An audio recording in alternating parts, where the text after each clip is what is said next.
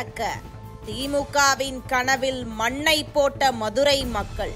அண்ணாமலை சொன்னது நடந்தே விட்டது. மதுரை திருப்பரங்குன்றத்தில் சுப்பிரமணிய சுவாமி கோவில் அமைந்திருக்கிறது. கோவிலின் மலை உச்சியில் காசி விஸ்வநாதர் கோவிலும் அதன் மறுபுறத்தில் சுல்தான் சிக்கந்தர் பாதுஷா அவுலியா தர்காவும் அமைந்திருக்கிறது. கடந்த ஆண்டு ராஜபாளையத்தைச் சேர்ந்த அபுதாகிர் என்பவர் நேர்த்திக்கடன் செலுத்துவதற்காக ஆடு சேவல்களுடன் தர்காவுக்கு செல்ல வந்திருந்தார். அப்போது காவல்துறை அவரை தடுத்து நிறுத்தியது.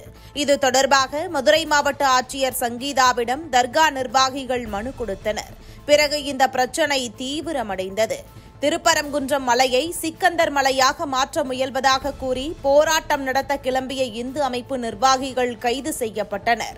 பின்னர் நீதிமன்ற அனுமதியின் பேரில் போராட்டம் நடத்தப்பட்டது.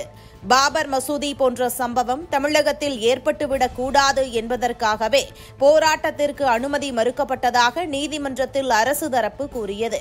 பின்னர் போராட்டத்தின் போது பல லட்சம் இந்துக்கள் ஒன்று திரண்டு போராடியது தேசிய அளவில் பேசுபொருளாக மாறியது. ஒருபுறம் முருகன்மலையை மீட்க இந்துக்கள் ஒன்று திரள, மறுபுறம் திமுக ஆதரவு மீடியாக்கள் இங்கு இந்து முஸ்லிம் ஒற்றுமையாகத்தான் வாழ்கிறார்கள், திருப்பரங்குன்றத்தில் உள்ள சிக்கந்தர் தர்காவில் பல வருடங்களாக ஆடு கோழி பலி கொடுக்கப்பட்டு வருகிறது என்று செய்திகள் வெளியிட்டு வந்தது.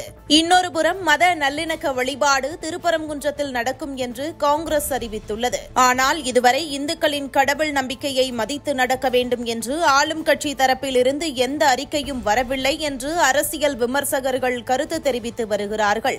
மேலும் அவர்கள் கூறுகையில் 2019 தேர்தலிலிருந்து 99% இஸ்லாமியர்கள் திமுகவுக்கு வாக்களித்து வந்தனர். இந்த திருப்பரங்குன்றம் சம்பவத்தை வைத்து 2026 தேர்தலில் இதுவரை திமுகவுக்கு வாக்களிக்காத அந்த 1% இஸ்லாமியர்களையும் வாக்களிக்க வைப்பதே திமுகவின் இந்த பாரபட்ச நோக்கம் என அரசியல் விமர்சகர்களும் பேசி வருகின்றனர்.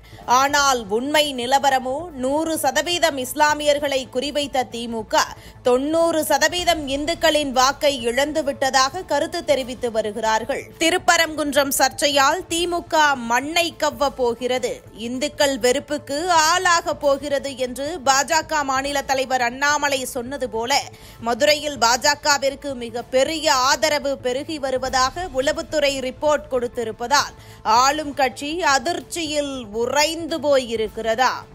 இதுபோன்ற முக்கிய நிகழ்வுகள், அரசியல் தகவல்களை ஆழமாக மாறுபட்ட கோணத்திலும் அறிந்து கொள்ள மறக்காமல் உங்கள் TNS24 டிஜிட்டல் பக்கத்தை பின்பற்றிக் கொள்ளவும்.